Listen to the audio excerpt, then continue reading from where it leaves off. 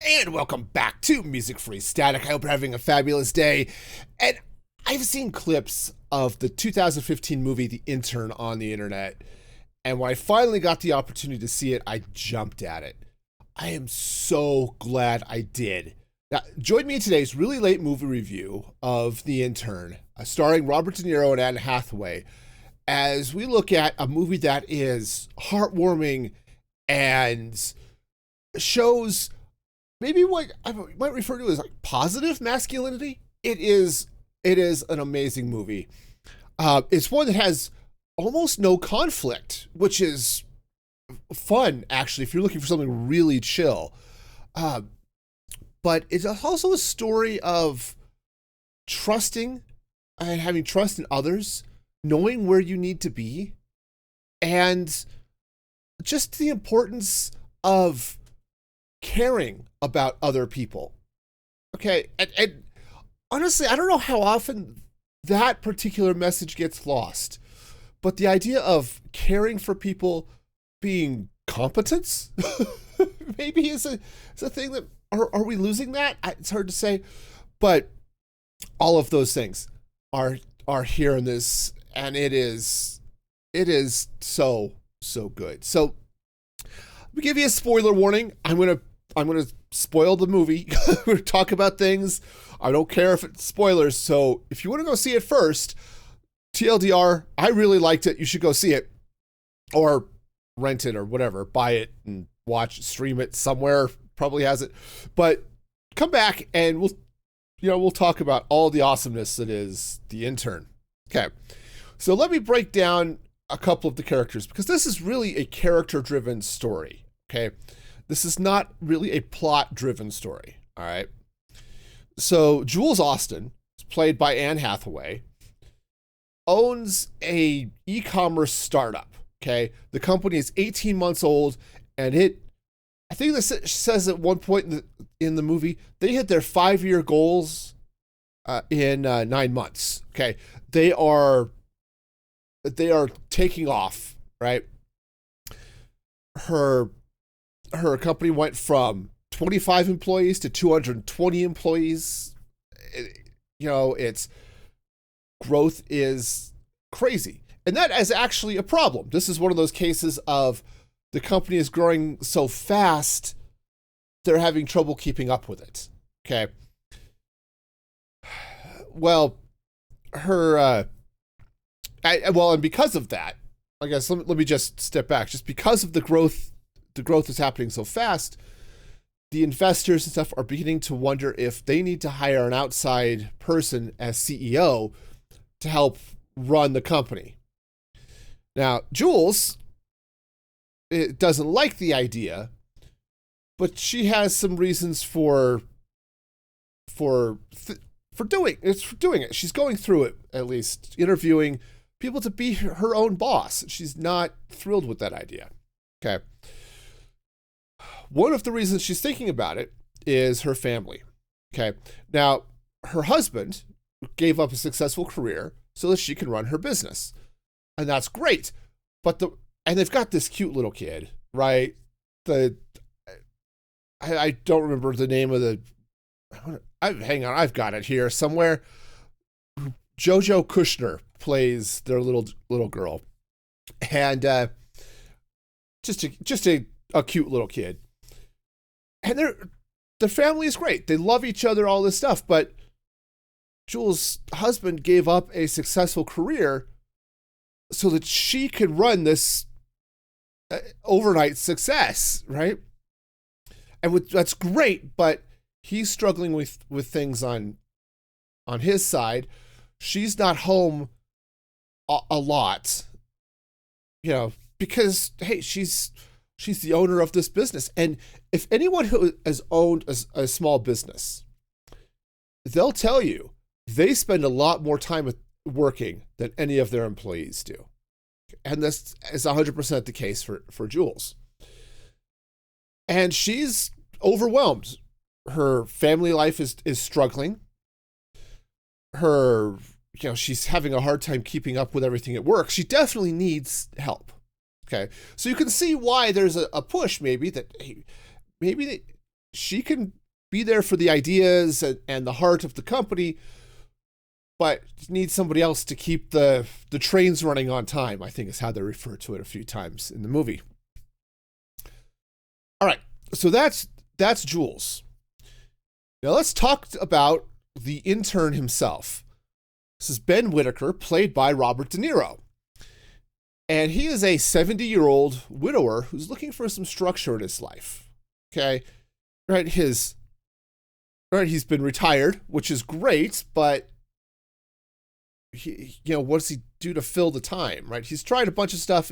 Nothing is really there. He's lacking purpose. Okay? His wife has been dead for a while. But so he needs some structure, and he needs to feel needed, right? I mean, so he's on a whim sees this flyer for Jules' company, which is hiring senior interns. Okay, that is people over 65, and this is one of those things. The program was started because of a discussion and stuff that Jules had off camera that she had totally forgotten about. And this is an ongoing problem for her, is she thinks of something, it's a great idea, but she is pulled in so many different directions that she can't keep up, right?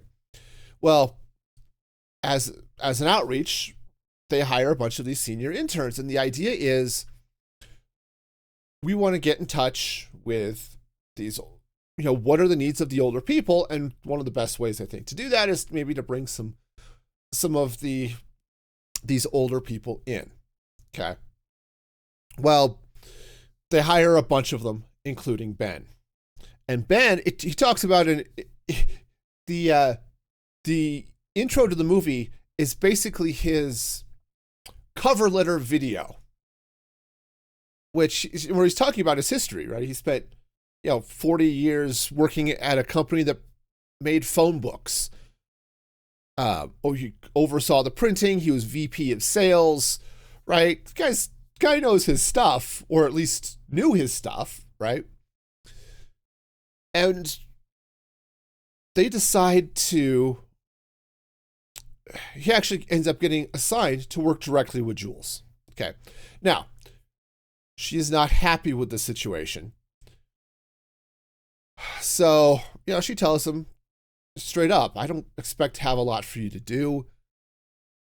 She's just sort of trying to set a tone, but, he's kind of there for show, maybe, something like that. But Ben is not a type to just sort of sit there. And honestly, he starts almost like like he's a zoo exhibit or something, right? He's got a bunch of these 20-something interns around him who are flabbergasted by the fact that he comes to work in a suit, for one thing, and two, he comes to work with his 1973 attaché case, right? And it's like, so there's a lot of that, generational, I don't know, interest, something. But what's fun is it's never antagonistic, right? It's other than he doesn't know how to turn his computer on, right? Which, to be fair, they give him a MacBook, and Apple likes to hide their power buttons, but still, he doesn't know how to deal with this stuff. But he's eager to learn, as he says in his video. But he ends up almost becoming, he describes this being the uncle, but almost that sort of grandfather type figure to these interns. And pulling out his wisdom and experience of having lived for 70 years, right? There's this one intern. Again, this is early in the movie as we're starting to get the feel for this, but one of the interns comes in. It's like, he was trying to date this other person at the office who happens to be Jules' assistant secretary. But it's like, well, how long can a woman be mad at you? It's like, well, what did you do? So, well, wasn't anything intentional. I slept with a roommate. And it's like, well, yeah, I don't understand why she's mad here. What did you. And he goes through, and there's more to it. It was like he didn't know she was a roommate. Okay, wasn't like it was an intentional, oh, I'm going to go, hook up with your roommate. No. But it's like, oh, I texted her about it, and I sent her a really heartfelt email. I was like, did you actually talk to her? Like, well,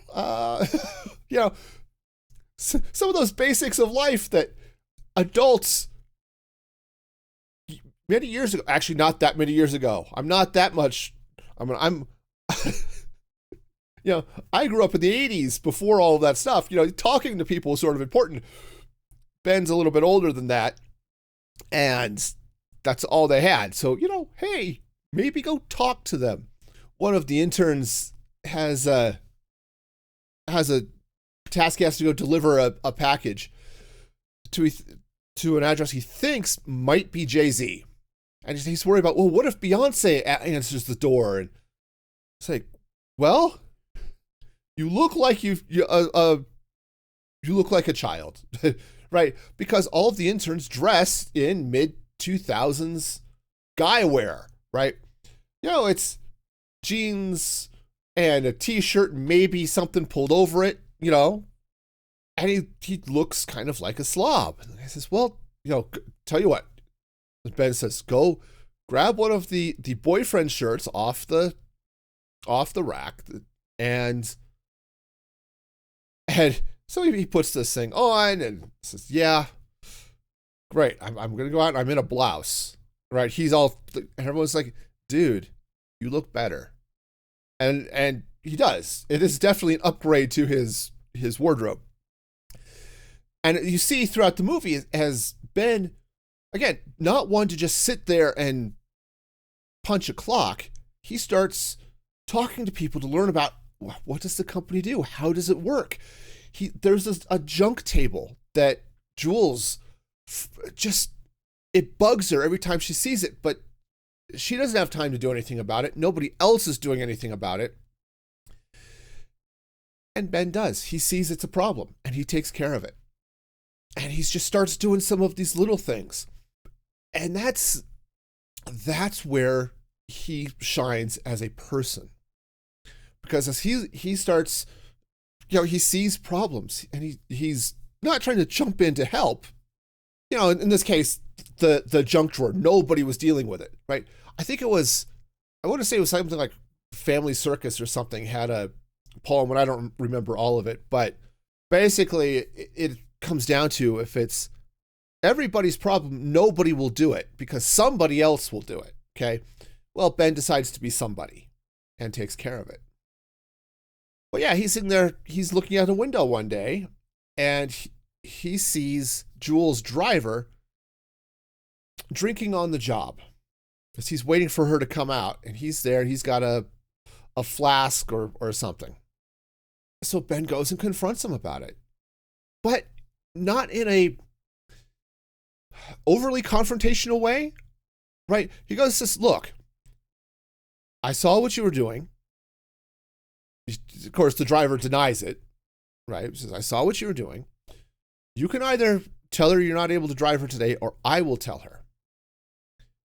But leaves the choice in the hands of the driver, who realizes the consequences of what would happen if Ben were the one to report him, I guess, tell on him, if you want to take a little less, if you want to use a little more childish speak, I suppose.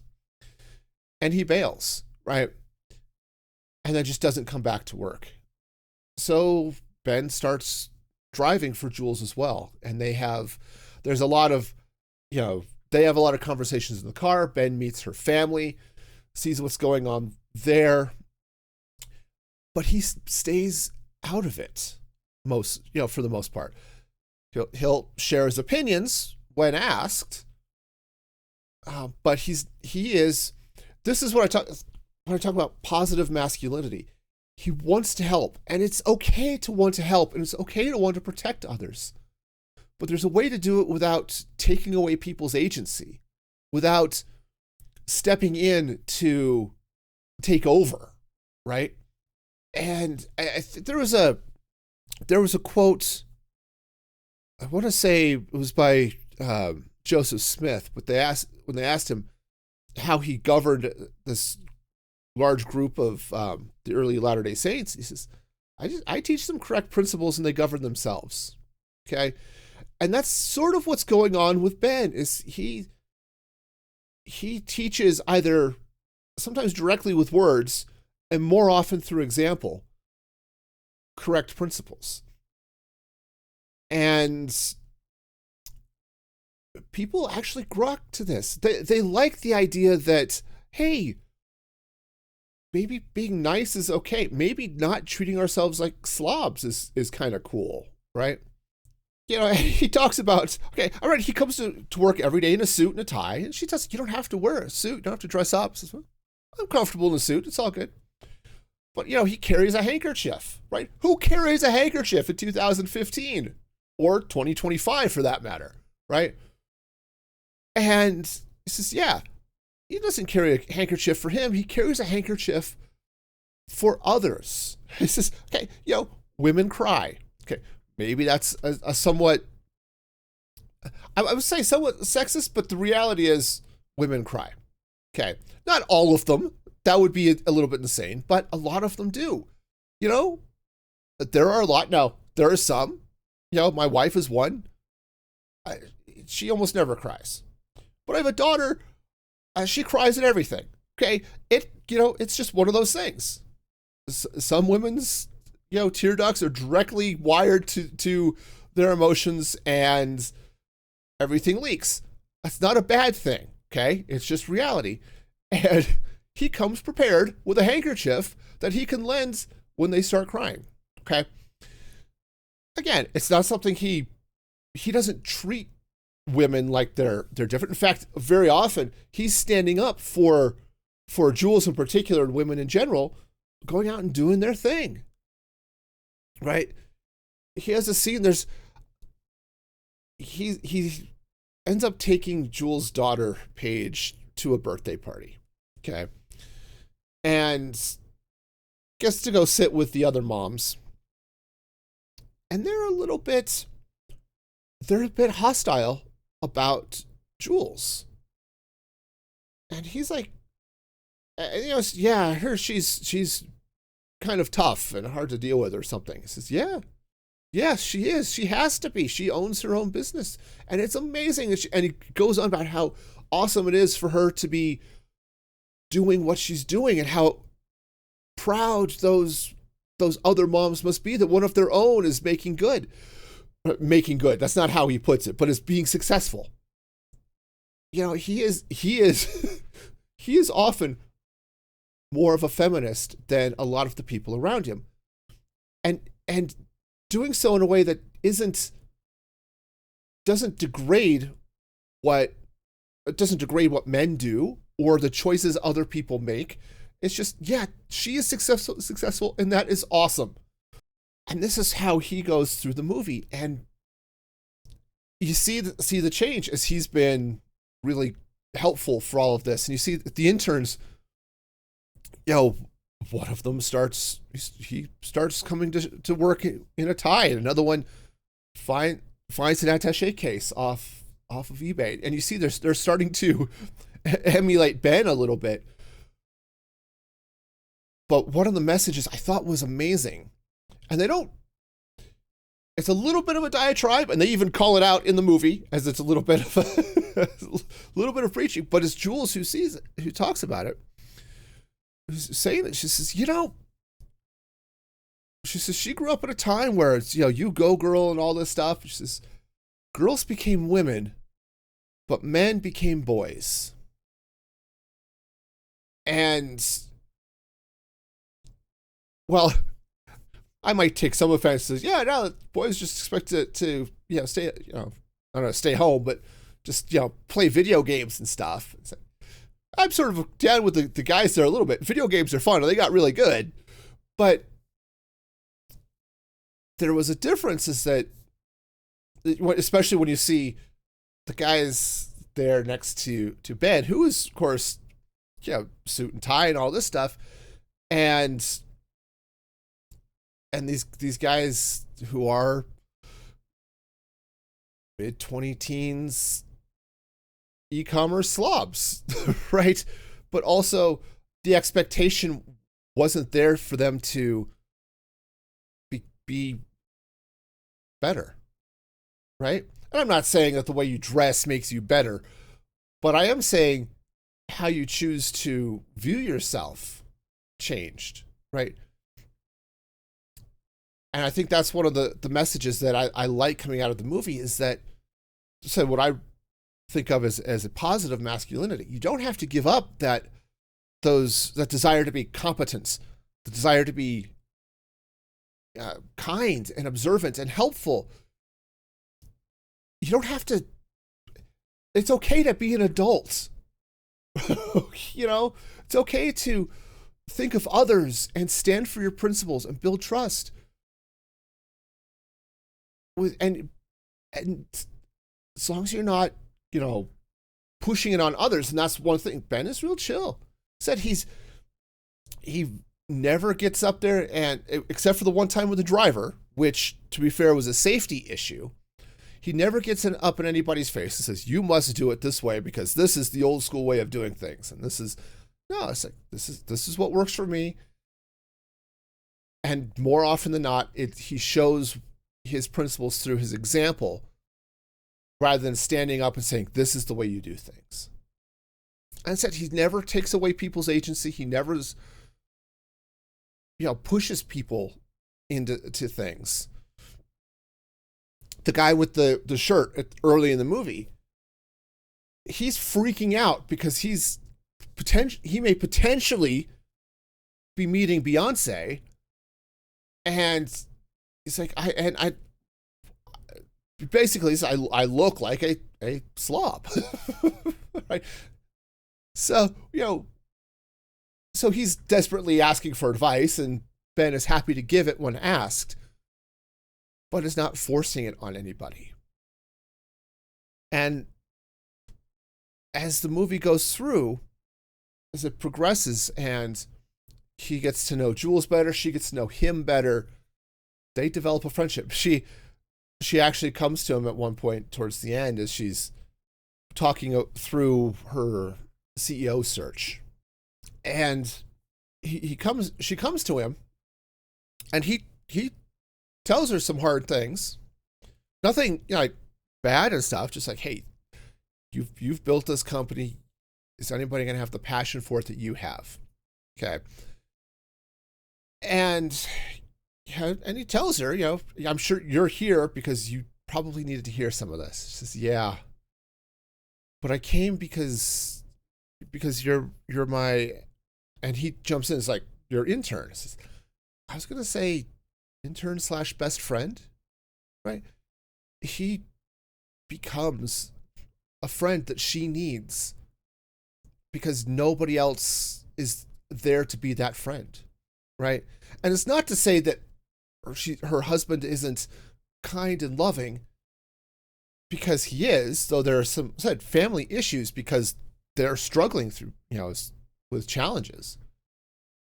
And sometimes you need to talk to somebody who's not your spouse to work through your own feelings and how you're dealing with your spouse. Okay. And it's not to say I would never, say, "Oh, go gossip about your spouse." Sometimes you're dealing with things, and when your spouse is, I'm going to say the problem, okay? That makes it sound worse. But if you're having issues with your relationship, yes, you should be talking with your partner. But sometimes you need to talk to somebody else to get another opinion. Right? Is maybe not a fair way of putting it? And Ben, who was married for 42 years until his wife died, had all of the experience in the world in some ways of dealing with, a marriage. And she needed his wisdom. And he's there to provide it. So yeah, it is a movie with a huge amount of heart. I watched it again yesterday, and it hit me just as hard yesterday as it did last week when I saw it for the first time. This is a tremendous movie. If you're looking for that sort of heartwarming, character-driven, light drama, there are some fun moments. I wouldn't let this slide into comedy, mostly. Oh, there's one scene, maybe. Actually, there are a couple of scenes that are kind of fun, right? But it's a really light movie. I said very heartwarming. It's definitely worth the time if you're into those sorts of movies. And I am.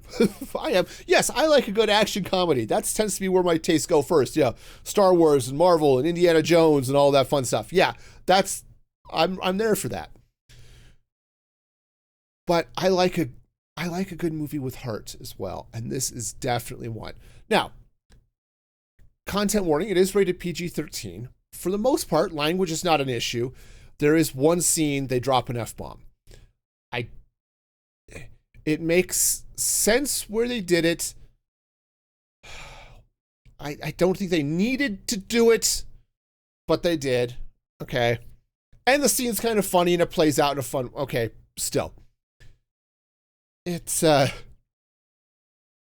but that's it, right? There's very little profanity outside of that. There's no, I guess the only other adult thing that goes on is, occasionally you see people drinking alcohol.